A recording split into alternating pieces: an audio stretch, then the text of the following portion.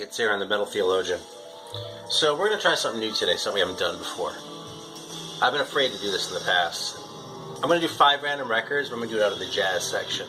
And I haven't done this in the past because I didn't necessarily feel like I could just sort of spontaneously talk about jazz the way I can about metal. Because, you know, bullshit aside, I really do know my metal, you know. I know my 70s shit pretty well, too. But the jazz, I'm kind of newer, too. I haven't been collecting it as long. I mean, I've been at it for a little while, obviously, you know. But, there's a greater chance of me getting stumped in the jazz section than the other sections. So, we're going to give it a shot, see what happens. If I can make a complete ass out of myself, well, then we'll just assume it's because God wanted me to make a complete ass out of myself.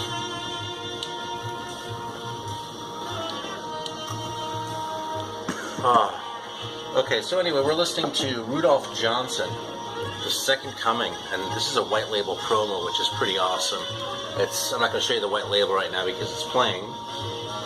But, yeah, I don't have... the player. You could open the record player.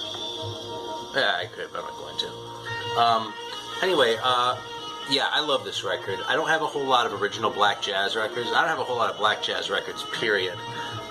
But it's one of those labels that, you know, I tend to take note of. And unfortunately, shit tends to be expensive. But when its reissues come, like, here's a Calvin Keys record that got reissued not all that long ago, which is great. And, you know, I try to grab them when they come my way. Same with, like, Strata East. So anyway, we're going to have a little soda, and I have a 20-sided die handy. Not that I have 20 cubes of records, but I have a couple. So anyway, oh, I didn't even say what it was.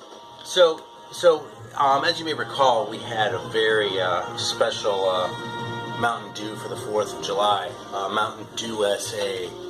So we have another one. This is Mountain Dew Holiday Brew. And as I think it was Spencer said, who's actually with me in filming today. It's literally Mountain Dew plus Mountain Dew equals special Mountain Dew. Yeah. It's Mountain Dew plus Code Red Mountain Dew. So that's actually not bullshit. I mean, who the hell knows what else they What do you mean? Huh? What do you mean? Forget it. Caffeine content, 54 milligrams per 12 fluid ounces. That's less than normal Mountain Dew. It's MountainDew.com. I thought it said VitaminDew.com. I was going to say, if that's their address, that's hilarious. Alright, here we go. I hope that domain's available, because I want to buy it.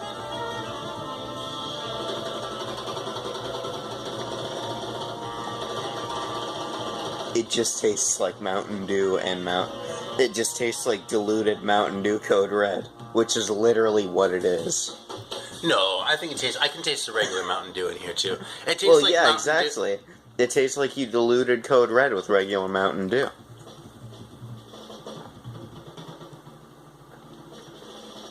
But that's it. I think it tastes more like you diluted regular Mountain Dew with Code Red.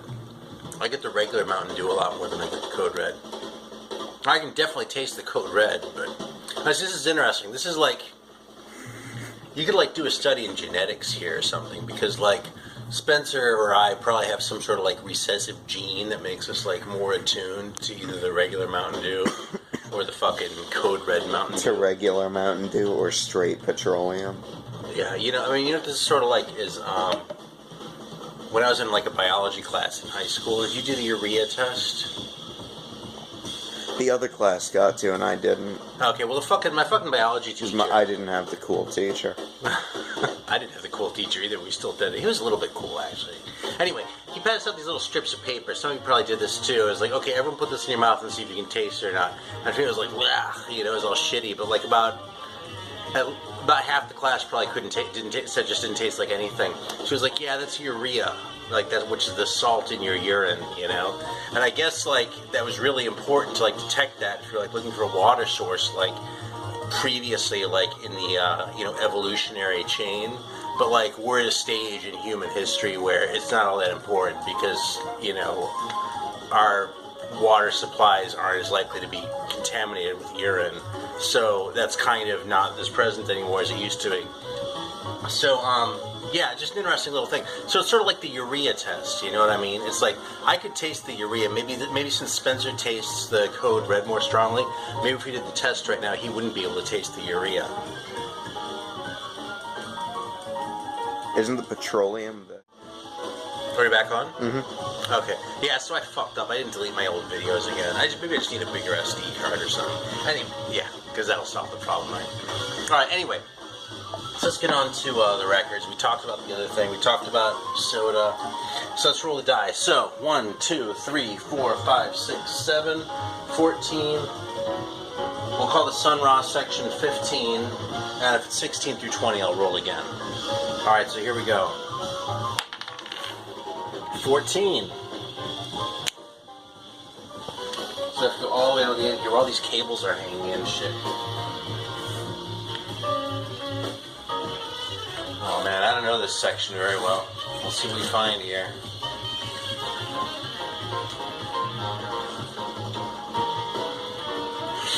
Yeah, it's one I really only played once. Actually, I think I talked about this one when I got it. Okay, this is a Sante by McCoy Tyner. And this is like an early 70s McCoy Tyner. It's like 70-ish, I want to say. I actually don't see it on here. It's still on, yeah, 1970. There it is. It's still on Blue Note, you know. Yeah, it has a really promising cover, I think, actually. But I remember not liking this one as much as I kind of hoped I would. It has, obviously McCoy Tyner, Buster Williams on bass. Mtume on conga. I wonder if there's any relation to the guy who did that record on Strata East a few years later. There's a big Ankh on the cover. Alright. So, yeah, I don't have a whole lot to say about this one. You know, so maybe I'll come back to it someday and be like, oh my god, this McCoy Tyner record is great. But there were just other ones that I liked more, like this one actually, Sahara. Yeah, I mean, I don't think this is the greatest thing ever, but I just found this one a little bit easier to listen to, sort of, or easier to get into, I should say, you know? I kind of like the vibe of it a little bit more.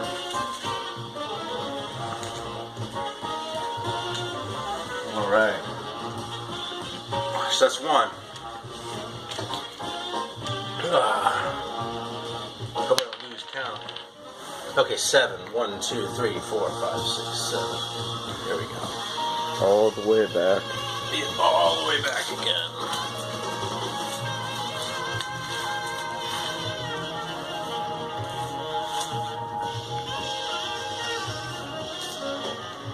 Alright, Joe Henderson.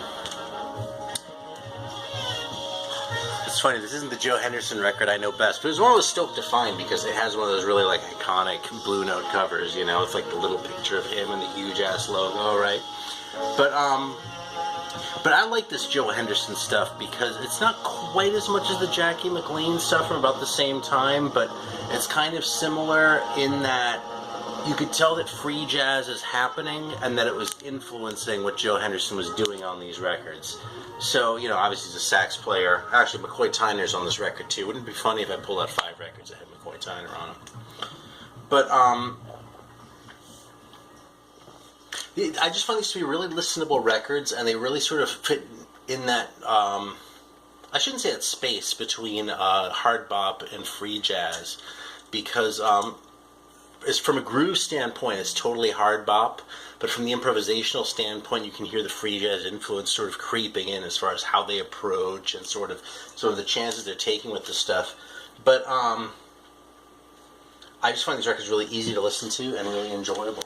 And since this one just ended, I don't know if I should throw it on if it's a Blue Note, because they might be kind of militaristic. Here's the white label promo, the black jazz one. That's pretty awesome, I think. I mean, white label promos are cool anyway. But, you know, if it's something like this particularly, so. I have all these other ones over here, because I'm going to make another video and, like, upload them separately, I think, so. We'll see how that shakes out. But, what else do we have here? Here, we'll put on. This is what I've been sort of trying to appreciate. This is Prince Lachey with Sonny Simmons. And this record, I don't know, seems to sort of wash over me a little bit every time I listen to it. Some contemporary, It's very early for both Prince Lachey and Sonny Simmons, but it's nowhere near sort of as bold and sort of far out as you would expect from them. And I feel like I haven't quite gotten my head around it. So we're gonna give it a crack. And I'll just put that away when I'm done. That's 2 records down, so we got 3 more. I thought that was a Z, man. My eyes are going to shit, I think. Okay, so 2. See, I really dig that vamp.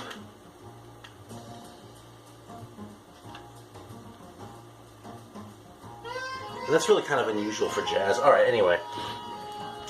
At least for jazz of this era, this is probably like early 60s. Alright, here we go. What's this one? Alright, this is awesome shit. This is some crazy shit, okay?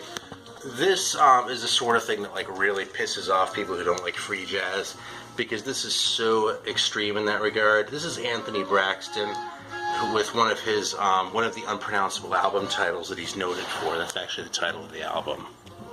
So, and I mean that is kind of bullshit, I suppose. But I think these records are great, man. I love his playing.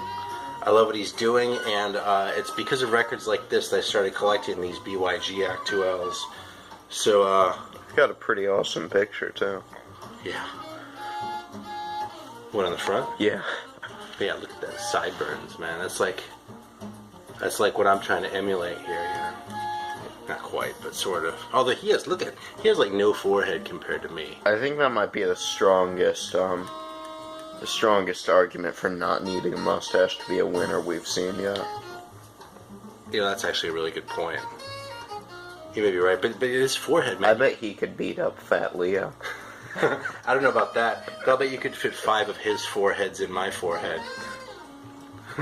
Alright. Yeah, so look at these fucking song titles and that sort of thing, but this is super abstract. I mean, so abstract that you could almost put this in like a modern classical section. It really pushes the boundaries of jazz so far as to almost break them, but I think this is a fantastic record. And I have to admit, I don't really know the people in this lineup all that well, but this is 69. Anthony Braxton has made lots of really cool records, and this is one of them. This is actually the first one of his that I got myself. So this is the record where I heard, I had heard that Anthony Braxton was hard to listen to and kind of intimidating, and so this is the one I got to check him out with. And goddamn, am I glad I did, because it's a great record. Alright, 11, so 7, 8, 9, 10, 11. God, I almost lost counting to 11. Like I'm losing my fucking mind here or something, just by getting old and senile. Okay, here's what I haven't listened to this one since I got it. It's an Oliver Nelson record. It's on Prestige, under the New Jazz imprint.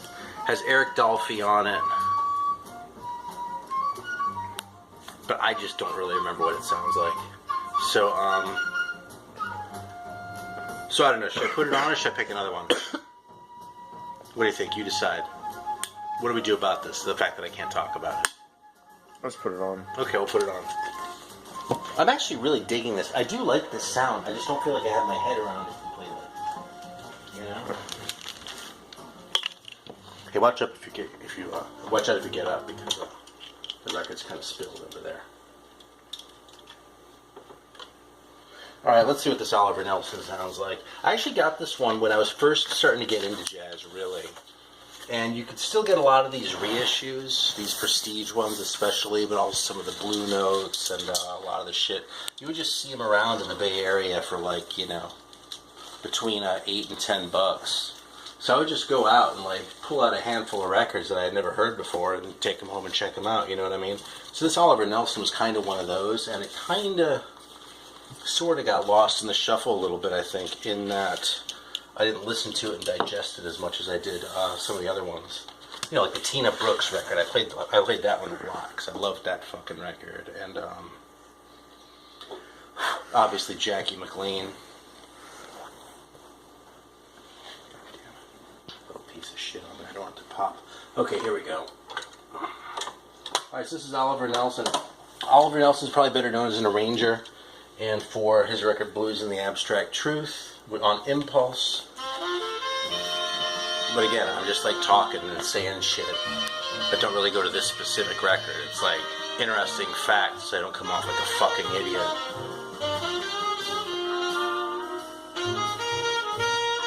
Alright, so we'll do is we'll come back to this one. This is 3 or 4? 4. 4. I love the sound. That is such an awesome sax sound. I like how this swings, it sort of drags, it's really way behind the beat. I mean, it's not, but it feels like it, you know? And it's almost like a gut bucket sound, you know? Really old-fashioned style of sax playing, but there's some of the shit that I really dig that, well, you probably heard me rave about like Ike Quebec and guys like that before. Ben Webster to a certain degree too. I love these old players, so. Alright, that was a 20, so I'm rolling again.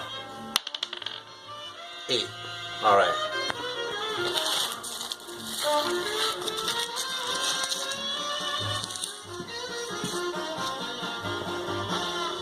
Alright. Elvin Jones. Is McCoy Tyner on this one? No, but Elvin Jones is on that last McCoy Tyner, or not the McCoy Tyner record, the Joe Henderson record, I think. Yeah. Okay. Fuck, man. All right. Yeah. Yeah, this record that didn't really make much of an impression on me. This Elvin Jones record. I was kind of hoping it would, because Elvin Jones is such an awesome drummer, and I like his stuff with Coltrane so much. But I was really hopeful that this would be kind of a bold record, and I found this to be, you know, a listenable record, fun record to listen to, nothing wrong with it, but not really all that challenging. Like, this is the sort of record where if I had gotten it when I only had 100 jazz records, I probably would have really loved it, but by the time I actually got it, I don't want to say it was harder to impress, because that makes it sound like I'm jaded, you know, and this is an enjoyable record, but it just kind of comes off as behind its time. This is 67, you know what I mean? This comes off as a pretty straightforward hard bop record. It's kind of late for that, and it just kind of came off as a little bit lame because of that. I don't not recommend this record. I mean, I did not pay much for this thing, and it's an enjoyable listen, but it's not that great as far as, like, you know, being an important record. Like that Anthony Braxton record, I would say is important. Or this Joe Henderson record, for that matter. That one I wouldn't say is important. I'm going to do one more just for grins. How are you doing for time? About 14 minutes. Is that counting my... Combined, yeah. Mm-hmm. 4 or 5. Alright, let's do one more then.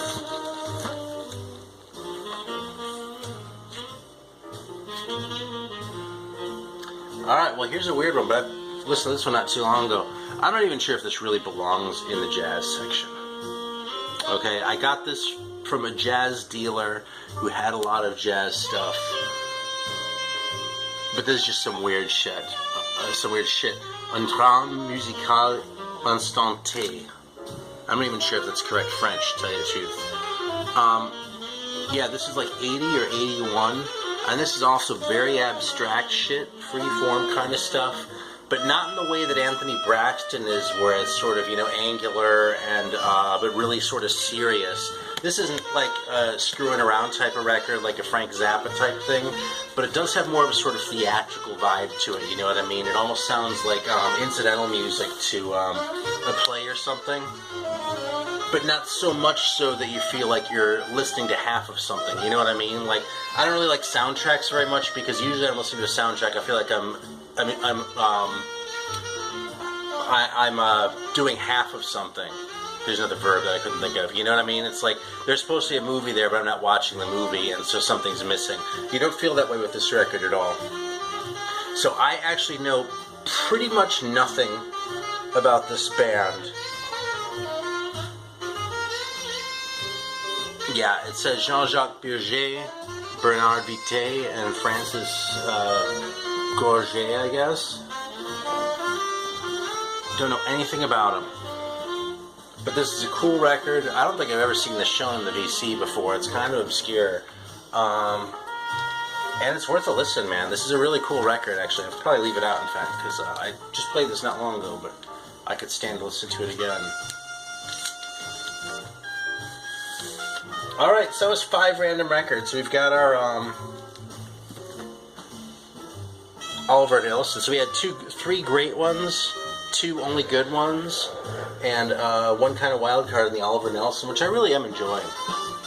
This isn't I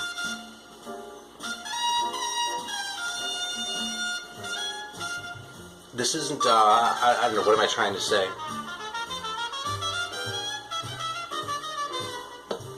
This isn't like the be-all, end-all or like really innovative thing, but it just sounds fucking good, man. You know? Sometimes that's plenty. So I'll scream the blues right along with Oliver Nelson, man. Cool. Alright, well that's it. So thanks for watching. And I didn't make a complete ass out of myself. I only made a semi-ass out of myself. So, hey, I'll take it. Till next time.